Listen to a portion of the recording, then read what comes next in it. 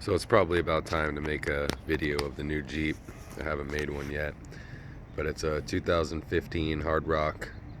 Picked it up with 34,000 miles on it. The thing was absolutely flawless. Almost showroom condition when I got it.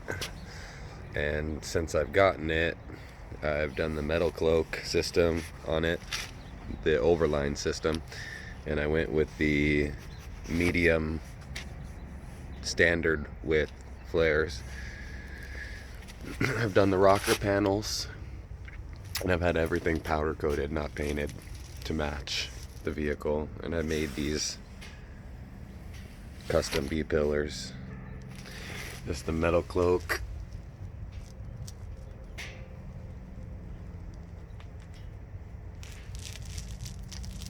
That's the rocker panel and the rocker, and then the back panel with the overline.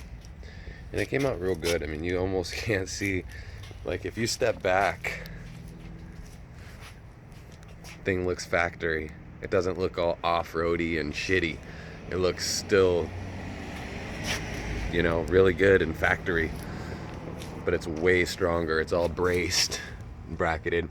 And then I went with the Highline inner fenders, and it was a little bit of a work to get the two to work together. I had to drill a couple holes into my overlines that weren't there, and then I had to do some modification and tap and put some nutserts on the inside of this. And I got to do a little bit. It has a little bit of rattle to it, but you don't hear it when you're off-road, only when you're banging on it like that. You don't hear it driving, you don't hear it off-road. So I'm pretty happy with that. I went with the 1-inch Terraflex spacer in the front.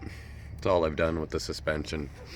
It's on 35-inch Patagonia mud terrains on 17-inch Dirty Life wheels.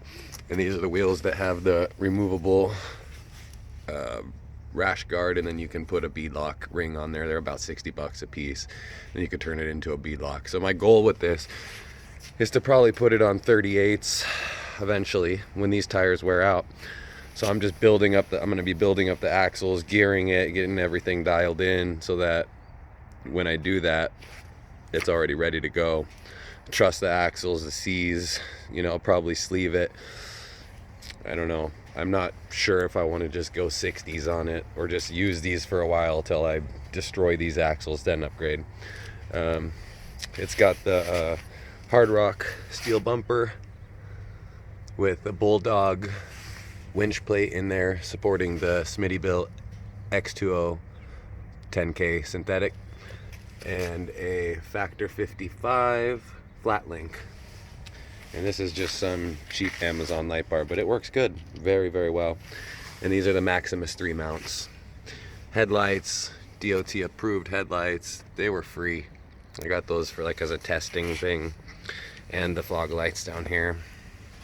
All that was free, and those things are bright.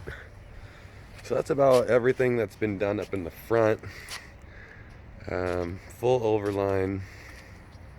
I love these. It was a lot of work to get them installed, I'm not gonna lie, but now that it's done, you know, it was worth it. I mean, it took me 6 weeks said and done. I had to order the inner part first, and then I had to get them fitted and powder coated, and I mean, that took forever to get that done. And then I ordered these last, and then those pretty much just bolted on, and I ordered them with this, and then that just bolted. Maybe took 2 hours per side for the sliders.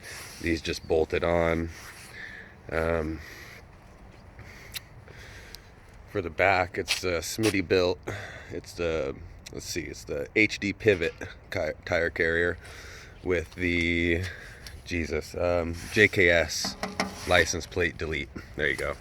And then this is just some $10 camera that I wired in, and it works.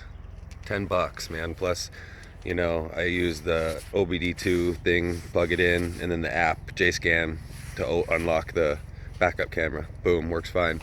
And then I painted that to match the block off plate. And for the inside, I haven't done too much. I mean, I got the table that folds down. That thing's freaking awesome. Excuse me, awesome. And then I got the light up here, which I forgot what company makes it, but it's all over, you know. A lot of people use that one. And then I got the quick detach fire extinguisher, a couple little goodies over here, little baskets, just for temporary storage right now. It's just a cover to my other Jeep. But this thing is very smooth.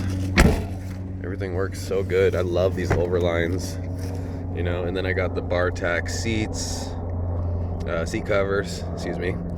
And those things are awesome too, you know. Got it all set up for my liking. And then up front, I haven't done a lot. I got, you know, the factory TV and then the backup cameras hooked up to that. You know, I got the wild boar handles, and then I got the S-Tech switch, and then I had them mount a thing here so that I can just do everything and turn this off. I don't want to have my key in the ignition to be able to run my light bars. So when I'm out camping, I don't have to have my key in. I can just flip the light bar on C and then turn the switch off, and it just completely turns everything off.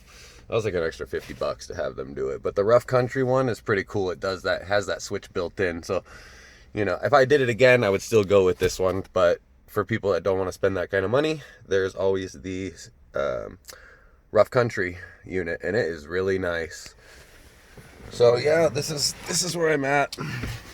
This is the adapter that I'm using, H&H Advanced OBD check, and that's what I'm using to unlock everything, do all those goodies. And then I have the, oh god, you know, the soft top, the Sunrider, there you go, my best top. And that thing's cool. Came with my Jeep. It's just 2 latches and it opens, so you don't even need to carry your Freedom tops. You don't need to store them, anything like that. And then for down below, I got the Metalcloak diff covers, front and rear, and that's about it, you know. This thing is pretty capable. It's gone everywhere I wanted to go except for in some really deep snow. So I had to get some tire chains, and you know, it's pretty capable. I don't know if it's as capable as this, because this thing I can just, you know, hit the pedal and not give a shit what happens to it. So I can get actually probably further down the trail and on some more gnarly obstacles than I would even attempt with this one. And the ground clearance isn't as good with these JKs. So that's one other thing to be aware of. But overall, this is where I'm at so far. I ordered the dual battery tray from Genesis, and I'll put 2 Odyssey 34 size batteries, PC 1500s in there, and call it a day, and that will run all my stuff. I'm not sure if I want to go with a rooftop tent, a trailer, or sleep in the back, but this is going to be my camper. I'm going to get rid of that thing, because that thing is 4-wheel drive, but it doesn't go anywhere. Like, it gets stuck everywhere. It doesn't have suspension, and then, yeah, you know. You gotta have a Jeep if you want to go really deep backcountry with a winch and all your accessories and all your recovery gear. So that's where I'm at. All right, take care, guys.